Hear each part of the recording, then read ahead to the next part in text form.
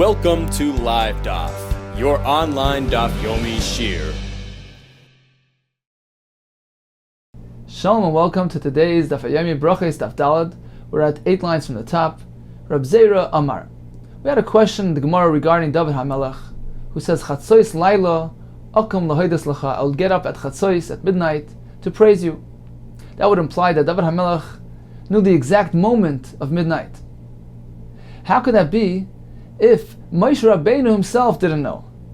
Moshe Rabbeinu was uncertain about when the exact moment of midnight came, as we find that Moshe Rabbeinu tells Paroi, in the name of Hashem, he was warning him about the upcoming Makas B'choros, and he said, at about midnight, I will go out to Mitzrayim and begin Makas B'choros. That would seem to imply that he was uncertain as to the exact moment of midnight, and therefore he needed to use an approximate term, If he didn't know, how did David HaMelech know? Answers the Gemara. The first answer was that David HaMelech himself perhaps didn't know, but he had a harp which was suspended above his bed, and at the moment of midnight, the Rach Tzfoinis, the northerly wind which begins at midnight, strummed the strings of the harp and played the music and woke him up. So it wasn't his own grasp of the exact moment of Chatzos, but rather it was the kinar driven by the wind that woke him up at Chatzos. That was the first teretz. Another answer the Gemara is going to answer right now is Rab Zera Amar, Moshe Lo'olam Havayada. Certainly Moshe Rabbeinu did know the exact moment of midnight. But David Nami Havayada, and same regarding David. That David Havayada. If so, that David HaMelech knew Kinar Lamali, why then did he need to have a harp? Answers the Gemara, L'surei Mishinzei, to wake him up from his sleep. V'chivin the Moshe Havayada. If Moshe also knew Lamali L'meima Kachatzois, so why then did he use an approximate term of Kachatzois?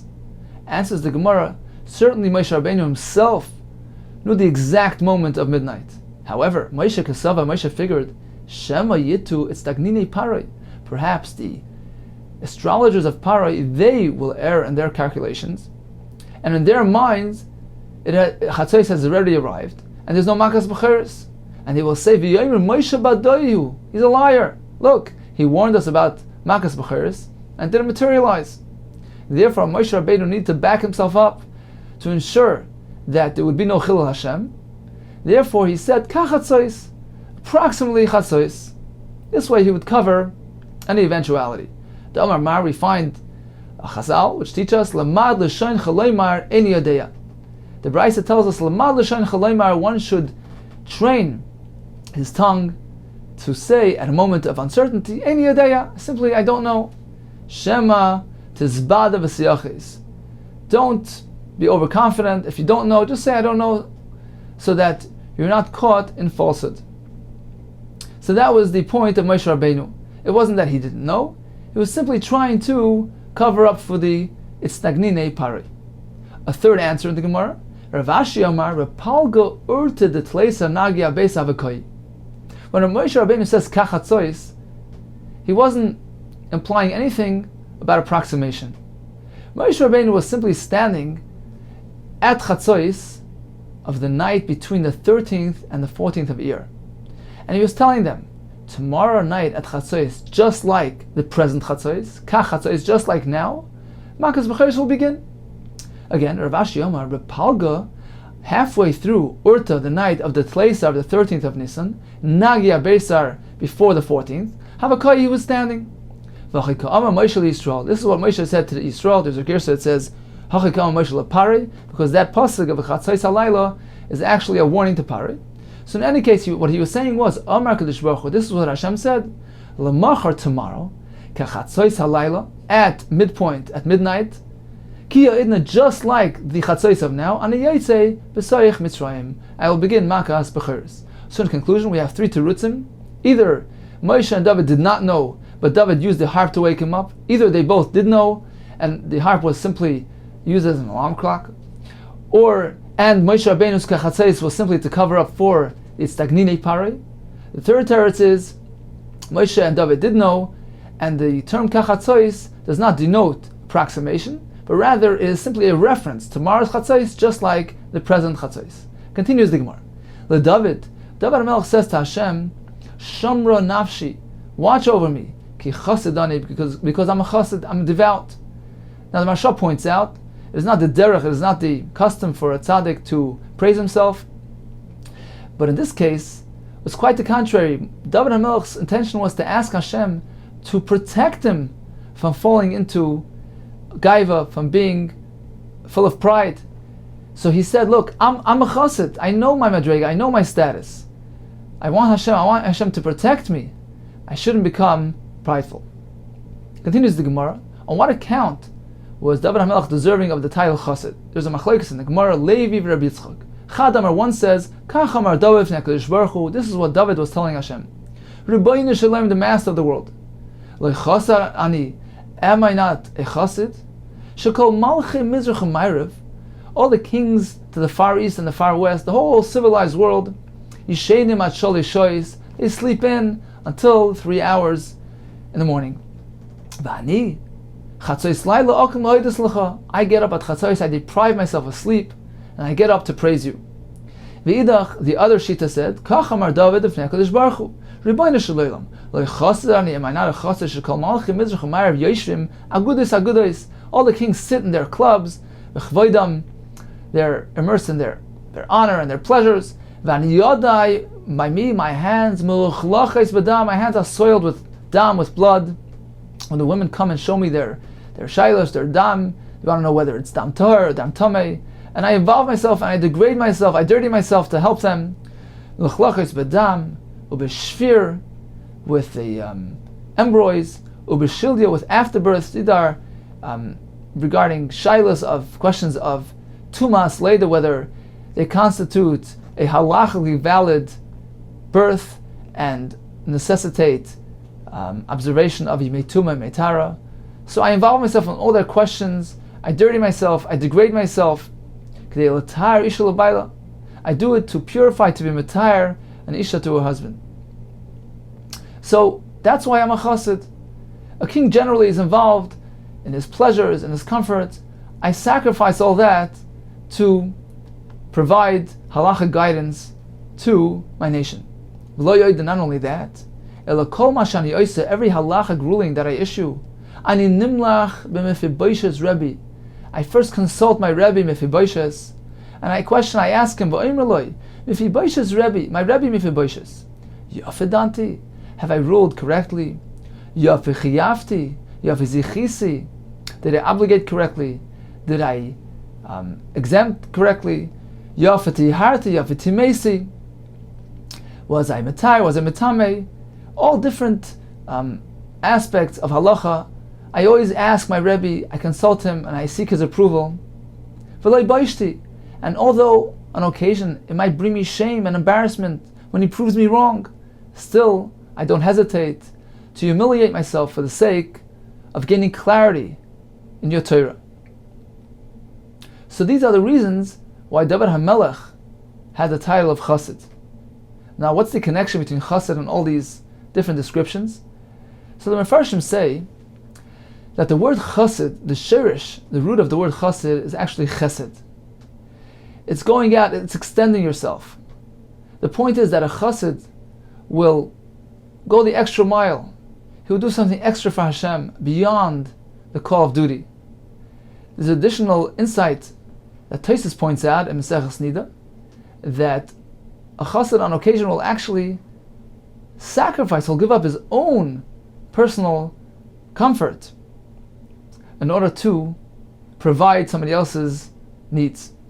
So in these cases, in these descriptions, we kind of have both of these qualities.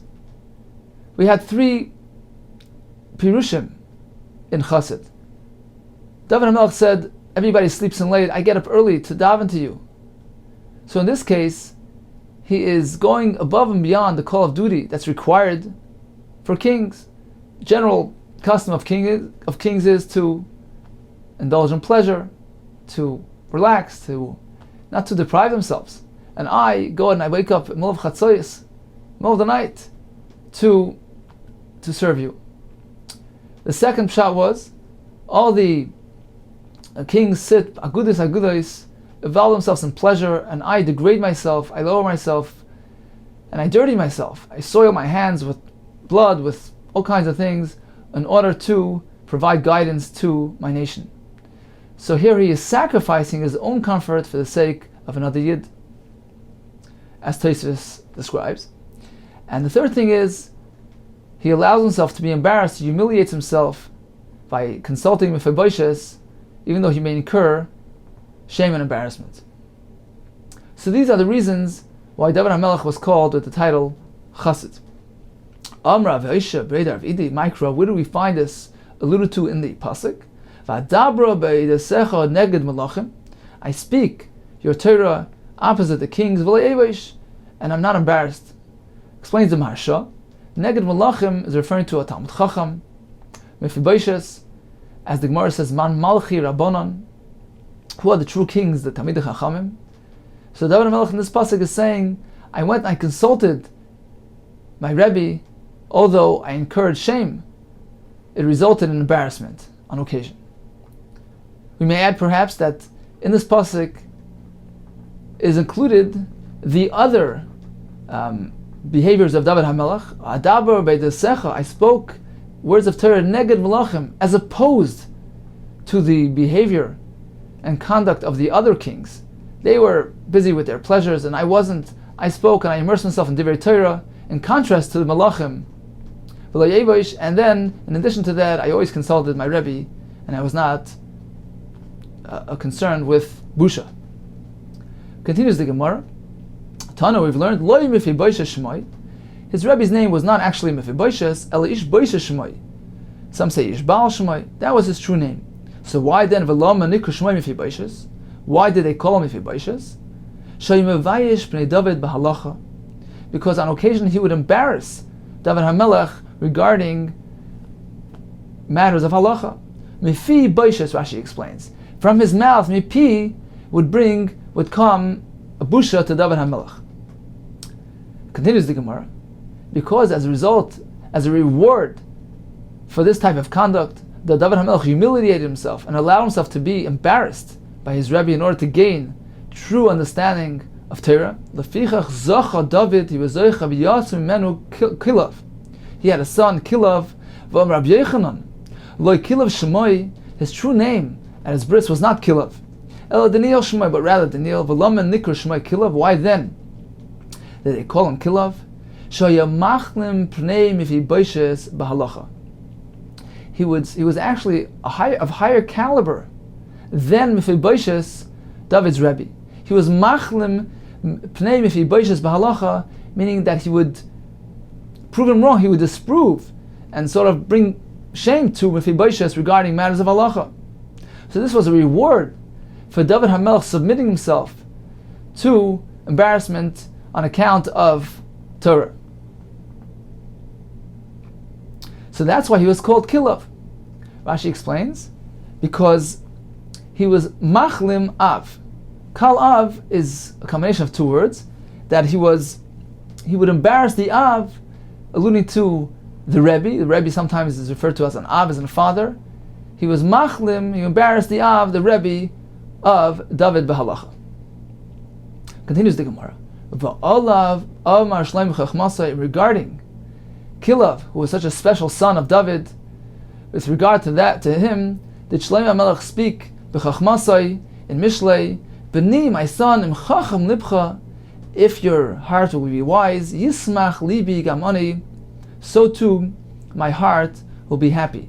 And this is referring to David HaMelech, who's saying this to his son Kilav. V'omer, it also says chacham libi, chacham b'ni, my son is wise, v'samach libi, and it makes my heart happy, v'ashiva chayfri davar, and on your account I can go ahead and respond to those who disgrace me.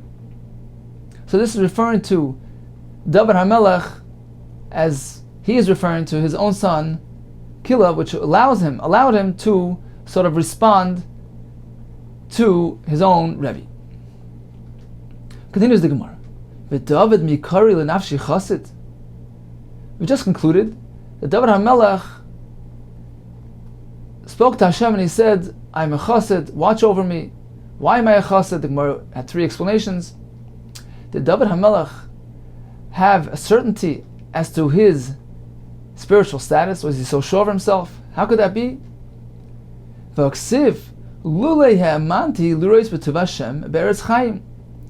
HaMelech says elsewhere, Lulei Hemanti.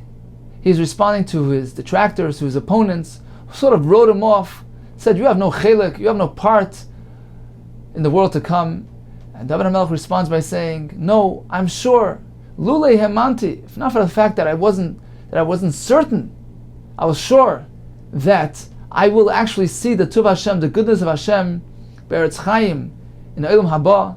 Meaning, he was certain, he was confident that he'll be zeicha to chelik Olam Haba. But there's one catch here. V'tana mishmei Rabbi Yossi, you've learned in the name of Rabbi Yossi, Lama nakud lulei. If we look into the Tehillim inside, we find nekudas, we find dots. The word lulei is dotted. There are dots on top of the word. And we know, Rashi explains, that whenever a word has dots above it, the dots denote a diminishing of the meaning of the word. So in this case, instead of lulei hemanti, I am sure, it is clear by me that I will be zeicha to a chelik haba, the nekuda is actually diminished that. And we have to understand it differently. Lulei hemanti, meaning I am not so sure that I will be zeicha to a chelik haba. So we see that David HaMelech was uncertain. He had self-doubt regarding his spiritual status. So how could it be that on the one hand, he's unsure of himself, and on the other hand, he calls himself a chassid? Says the Gemara. Again, V'tana mishmei Rabbi Yossi, Lama nakud alulei. Why are there nekudis on top of the word lulei? Omar David v'naklish baruch. David said to Hashem, Rebbeinu Shalom, Muftach ani b'cha, I'm certain about you, She'atum Mishalom Schar Tov L'Tzadikim L'Asad Lavai, that you indeed will pay tzaddikim their reward, L'Asad Lavai. Aval Eini Yadeya, but I'm unsure, Im Yesh Li Chelik B'neim, if I will have a part amongst them. Im Lav, maybe yeah, maybe not. So we see that he was unsure of himself. So how could he consider himself to be a chassid? Answers the Gemara. Certainly, at the present time, David HaMelech was aware of his high spiritual status, that he was a chassid, that he was a tzaddik, that he was a devout person.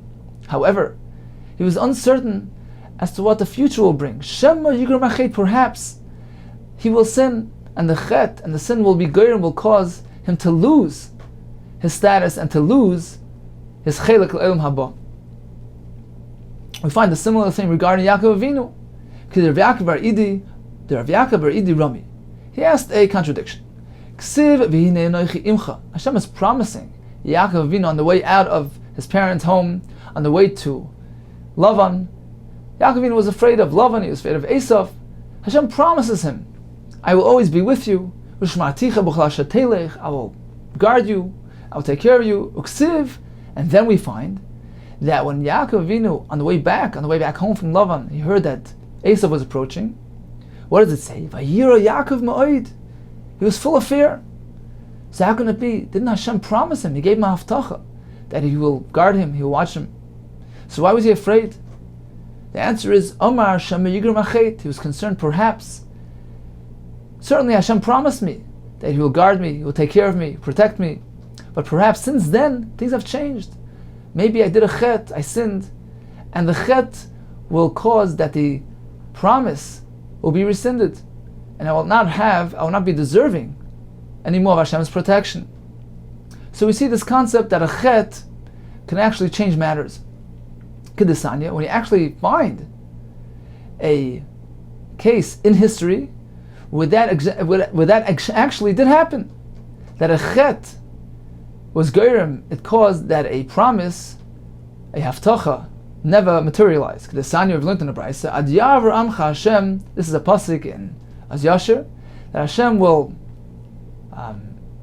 spread emas of fachat, fear amongst all the nations, until Ad Yavar Amcha Hashem, until your nation will pass through the Yarden, will enter Eretz Yisrael, Ad Yavar Am Zekonisa, until your nation who you have acquired will pass through. Says the Gemara, What is this double Ad Yavra Hashem? What's it referring to? Ad Yavram Hashem. The first one is referring to Zubir Rishona, when they entered Yisrael Eretz Yisrael for the first time with Yeshua ben Nun. They passed through the Yarden, and there were great miracles. It was full of pomp and glory. Everybody, the whole world, was aware of the event. It was on a grand scale. Zubir Rishona. That's when they came into Yisrael for the first time. Ad Yavram Zu Kanisa. The second one is referring to Zubir Shnia, after the Churban Bayis Rishon, when they even went to Golus, and they came back with Ezra to rebuild the second Bayis. That is the Bia Shnia. Mikan Amr Chachamim, the fact that the Torah connects the two entries into Eretz Yisrael. Mikan Amr Chachamim have learned, Ru'uyim Ha Yisrael, in reality, the Yidden were destined, Li'asas Lahem Neis, that a miracle should be done to them b'mei Ezra, the time of Ezra, just as they entered with pomp and glory and miracle in the time of Yeshua ben Nun, the same thing should have happened at the time of Ezra. And in reality, that never happened. Rashi explains that they needed to ask permission from the king, Koresh, Daryavish, Achashverosh. The whole process of entering Eretz Yisrael and building the Beis Hamikdash Hasheni was fraught with difficulties, and it was not in any way reminiscent of the first entrance. So how could that be? Hashem promised them that the second entry into Eretz Yisrael would be similar to the first. Elo Yimasei Shegar Machet, that the Averis, the sins committed during the Bayis Rishon, they brought about that the promise, the Haftacha of what Hashem had in mind for them, so to speak, never materialized, since they weren't deserving anymore of the Nes. So in conclusion, we find three instances of Shema Yigar Machet. The first one was David HaMelech being unsure regarding his Chelik Olam Haba. Perhaps his Chatoim will diminish and will have him jeopardize his status. The second time we find, the Gemara brings Yaakov Avinu, who was concerned that perhaps the Haftacha, the promise he received from Hashem, would be rescinded due to his Chatoim. And in actuality, it did happen that there was once in history when there was a Haftacha, something was supposed to happen one way, but it never materialized due to sins that were committed.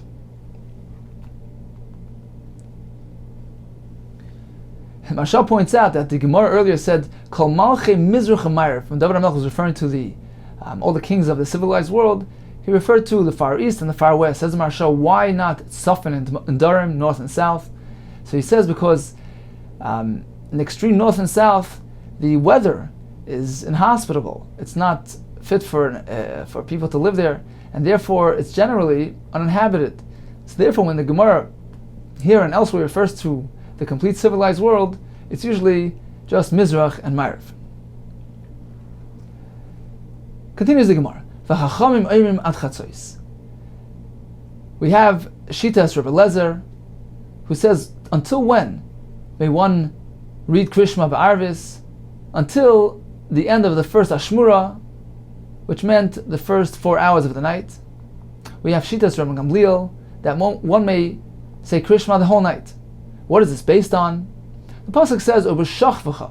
The time for reading Krishma ba'arvis is the time of beshachvacha, the time of lying down, of sleeping. Rebbe Lezer interprets the word beshachvacha to mean as long as people are going to sleep, and that stretches up until 4 hours.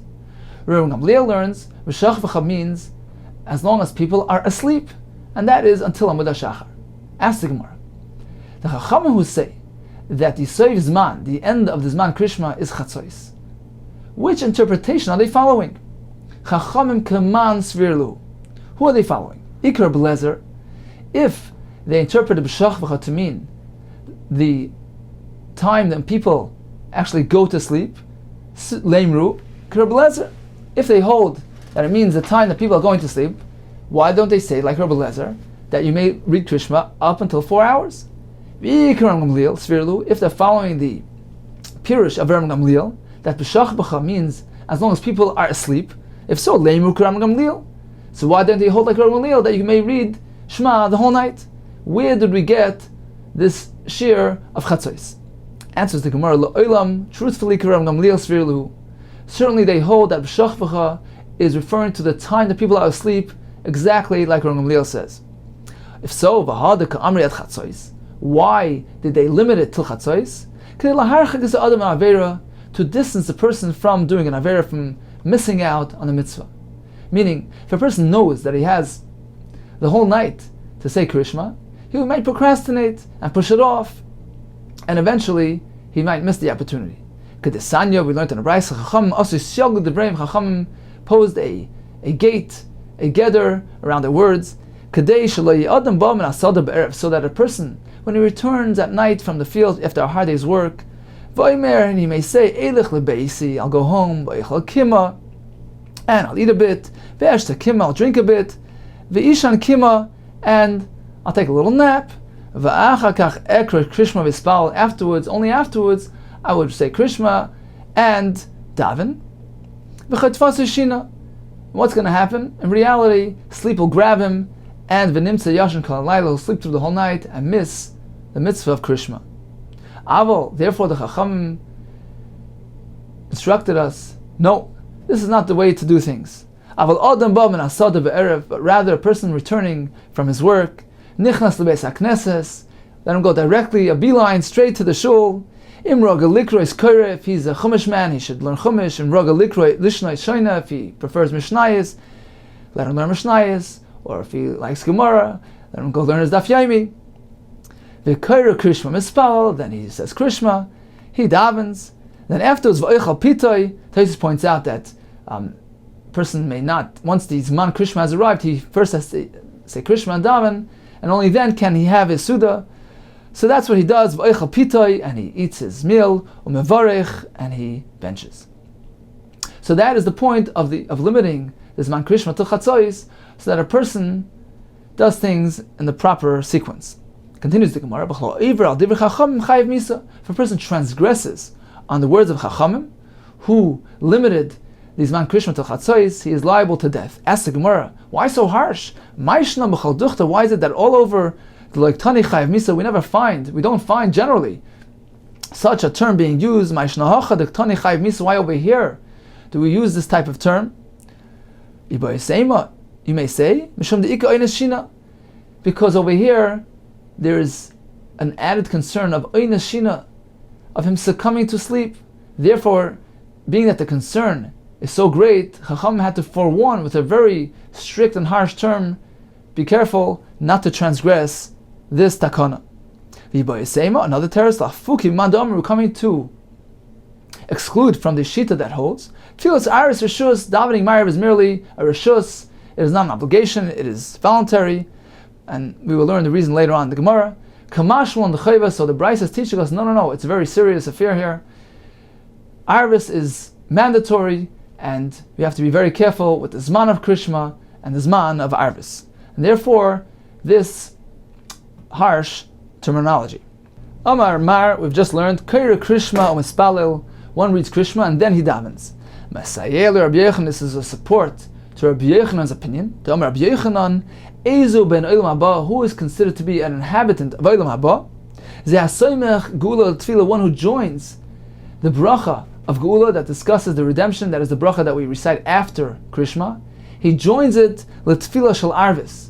He recites it immediately preceding Shemona Esrei of Arvis. Rabbi Shua ben Levi Omer, no, it's not necessary to join Geula to Tefillah Shel Arvis. Rather, Tefillah is be'emtza tiknum. The Chachamim, when they established the order of Tefillah, they established that Tefillah is the Shemona Esreis that we recite during a day, are sandwiched in between the two Kriat Shema. In the morning we say Krishma, we begin with Shema, then we do Shemona Esrei. In the afternoon we say Shemona Esrei of Mincha, and then at night, first we say Shemona Esrei, and then only afterwards do we say Kriat Shema. So it is not necessary to precede Krishma and the Brachos Geula prior to Shemona Esrei Shel Arvis, but rather it is recited after the Shemona Esrei of Arvis. But my Kamiflagi, what is this machlekes based on? According to Rabbi Yochanan, not only do we join Geula L'Tefillah by Shachris, but by Ma'ariv it is necessary as well. And Rabbi Shlomo Levi, who holds differently, he says only by Shacharis do we need to do that. We need to precede Geula to Tefillah. However, by Ma'ariv it's not necessary. What is this based on? Iboyesei Makra, if you will, it's based on a pasuk. Iboyesei Mesvara, or it's based on a rational reasoning. Iboyesei Mesvara, it's based on a svara. The Rabbi Yochanan holds Geula mi'ur tanami havi. When the Yidden were redeemed from Mitzrayim, so during Makas B'Choros, Pari and the Mitzrayim already relinquished their hold on them. They sent them out. They gave them permission to go out. Go, leave. So on the part of the Mitzrayim, the Shibud was already over. They relinquished their control over them. However, on the part of the Yidden, when did they actually leave Mitzrayim? Only the next morning. So the actual redemption, the completion, and the establishment of their full independence only occurred the next morning. Says Rabbi Yochanan, nevertheless, the Geula, the beginning of the redemption that already took place at night, does constitute a Geula. It has a significance. It's called Geula, and therefore one is required to be masmech that Geula as well, the Geula of the evening, to Tefillah Shemana Esrei. Now, what's the point of being masmech Geula Tefillah? So Rashi explains it's a mashal, analogy of a king's friend who approaches the palace, who wants to beseech the king, and he comes closer and closer, and finally gets to the door. He knocks on the door. The king hears the knock. He approaches the door and opens it, and what does he see? He sees his friend, turns his back, and leaves. He's kind of surprised, so he responds accordingly, closes the door, goes back inside. So the mashal is that a yid, when he praises Hashem and he points out the nisav and the flows that Hashem did and does for us, so he gets emotionally closer and closer to Hashem until he's really close to Hashem, in Hashem's presence, and he feels that he's in Hashem's presence, and of course that is the perfect moment to request his personal needs. So when a person, when he recites the Brachos Geula, which discusses the nisav and the flows, and he praises Hashem and he gets closer and closer, that indeed is a time to start asking the tzrachim, his personal needs, during Shemana Esrei. So that's the point of being masmech geula, of joining, of discussing the geula and the nisim immediately prior to Shemana Esrei. So again, Rabbi Yochanan holds that this concept applies to Arvis as well as it applies to Shachris. Rabbi Shua ben Levi Savar, that's not so. Kivan delayhavi el misafra, since the true redemption only occurred in the morning, layhavi gula malisa, therefore the gula of the night is not really considered to be a gula and has no significance of gula, and therefore we do not need to be masmich gula l'tfila at night. Ibayis makra, they're based on, their machlokes is based on a pasuk. V'shnei mikra echad darshu, they both are darshing interpreting the same pasuk. Dechsiv v'shach v'chav kumecha. The Torah connects the v'shach v'cha, the chiyuv of Krishma when one goes to sleep, uv'kumecha, with the chiyuv Krishma of Shachris, when we wake up. Rechan savar, the fact that the Torah is connecting the two things, it is meant to learn one from the other. Makish shchiva lekiva, we connect the Krishma of Arvis, of Shchiva, to the Krishma of Kima. Ma Kima, just like in the morning, Krishma v'achach tefillah. Certainly we do Krishma and then tefillah. This is according to everybody, that by Shachris we are masmech gula tefillah. So too, av Shchiva nami. Similarly at night, it would be Krishma v'achach tefillah. Rishon Levi Savar, no. Ma Shchiva lekima, indeed we connect the two things. However, it is on a different vein. Ma Kima, Krishma samach metasei. Just like in the morning, Krishma is close to waking up. It is samach metasei. You wake up, you say Krishma, and then you daven. So too, av Shchiva, the nightly Krishma is Krishma samach metasei. The Krishma is in close proximity to going to sleep. The order of things are Shemana Esrei, then Krishma, and then we go to sleep. So in conclusion, regarding Shachris, there's no machlekes. Certainly we are masmech gula tefillah. The machlekes is regarding the Krishma shel Arvis. According to Rabbi Yochanan, there is an obligation to join gula tefillah. And according to Rishon Levi, there is no such obligation. It is based either on a svara or on a pasuk. Rabbi Yochanan holds the gula of the evening does constitute gula. Rishon Levi disagrees with that.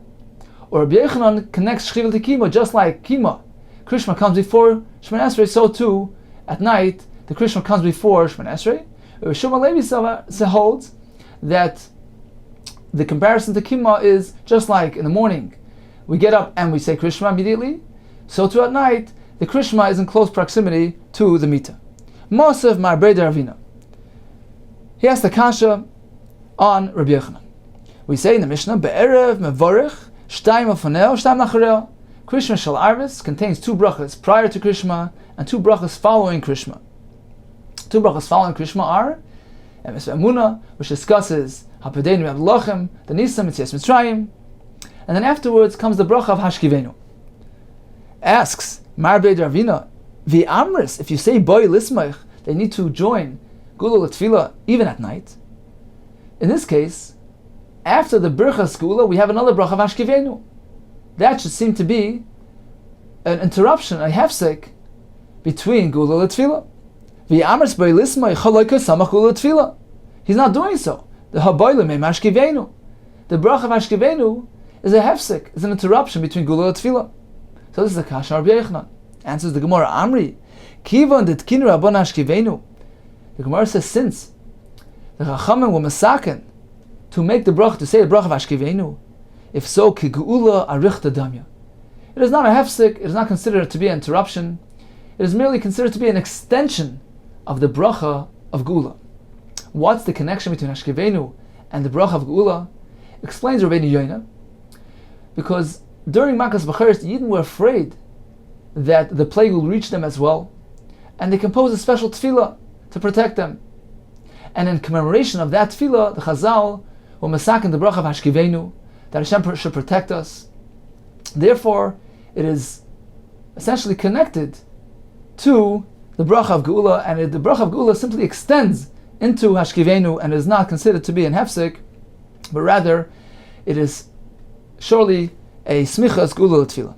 Dile temehachi. If you won't follow this type of reasoning, then everybody will have a problem by shachas. Shachas hechi matzi samich.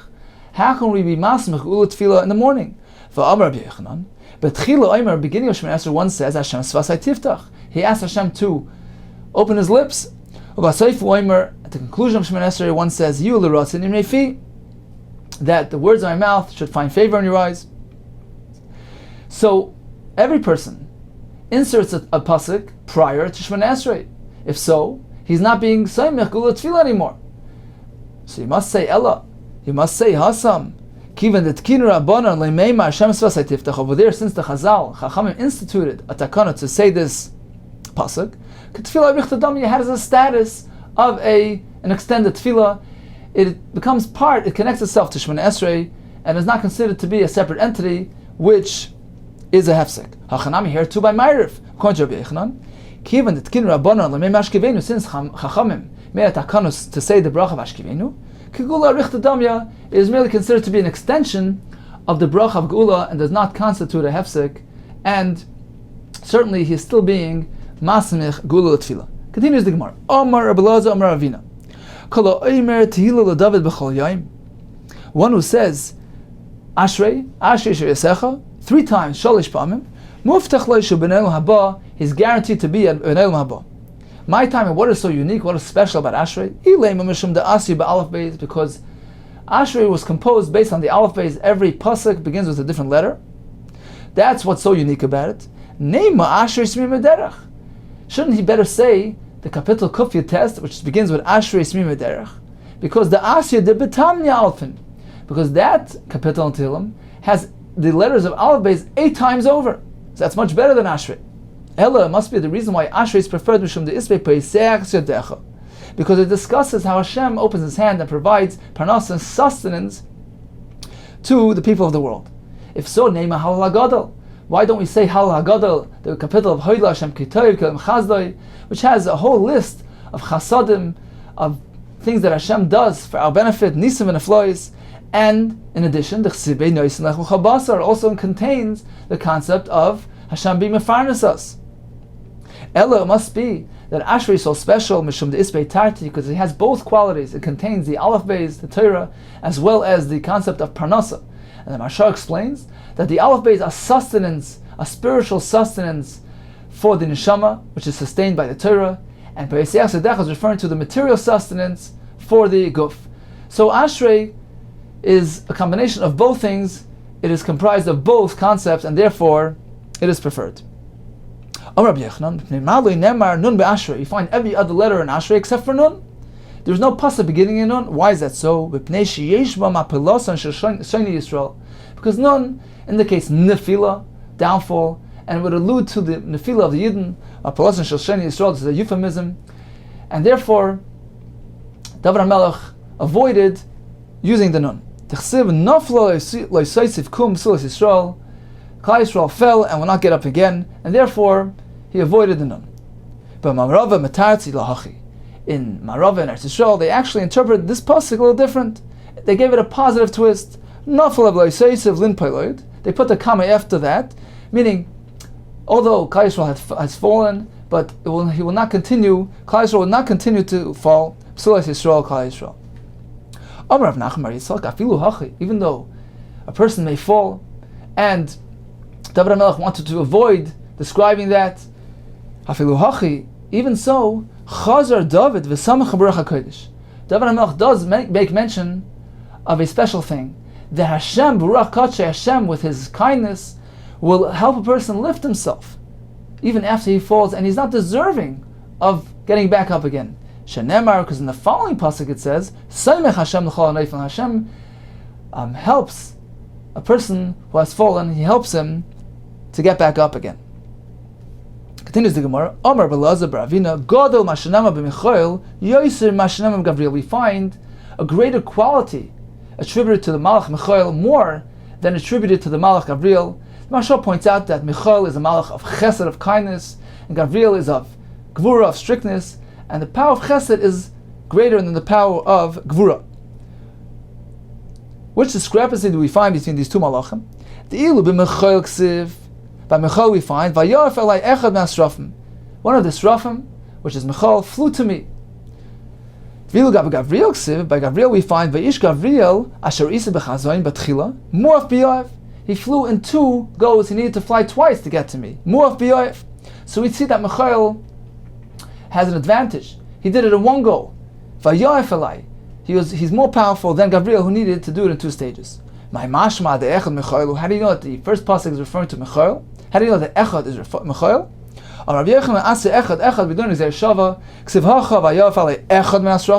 The pasuk uses the word echad. So you see that echad is a term used in reference to Michael. Tana, we've learned in the Brachos, Michael ba'achas, he does it in one shot. Gavriel b'shtayim, he needs to do it in two stages. Elio ba'arba, u'malach ha'mavis. When the malach ha'mavis is sent to bring Misa, it takes him a very long time. B'shmoina, he needs to do it in 8 stages.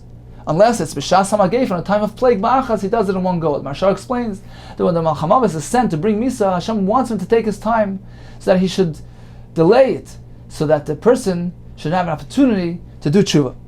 Continues the Gemara. Although a person reads Krishma in shoulder and davening, mitzvah likroisel mitasei, to repeat it again right before he goes to sleep, to protect him from the mazikim, from the evil powers, as Tosfos explains on Daf Beis Amud Aleph. Amar Rabbi Yosi, Micro, where do we find this alluded to in a pasuk that a person should read Krishma when he goes to sleep? Rigzu v'atechato, you should fear Hashem and don't sin. Imru v'vavchem, you should say b'vavchem. Rashi says it's referring to Krishma. Krishma there has a pasuk al levavecha. Say Krishma al mishkavchem on your bed when you're going to sleep. V'day musela, and go to sleep. Mute yourself. It's referring to going to sleep. Over Rav Nachman, im Talmud Chacham, if he's a Talmud Chacham who is constantly immersed in Torah study, he has a special protection. Ein tzarach, he doesn't need to say Krishma Alamita. The Torah will protect him. Amar Abaye, Av Talmud Chacham. Even a Talmud Chacham, he needs to say Chad Psuka de Rachman. He needs to at least say one pasuk of Rachmanas to evoke mercy to protect him. True, a Talmud Chacham has the protection of Torah, but let's remember that the service of a Yid to Hashem is mainly comprised of 2 aspects, Torah and Tefillah. Although he is primarily engrossed in learning, he can't completely neglect the concept of davening of Rachmanis, he needs to at least say one pasuk of Rachmanis, going for instance, B'yodcha kidruchi, in your hand, I entrust my ruach, my nefesh, Padisa oisi Hashem kelemes, Hashem, you've redeemed me, Hashem, you protect me.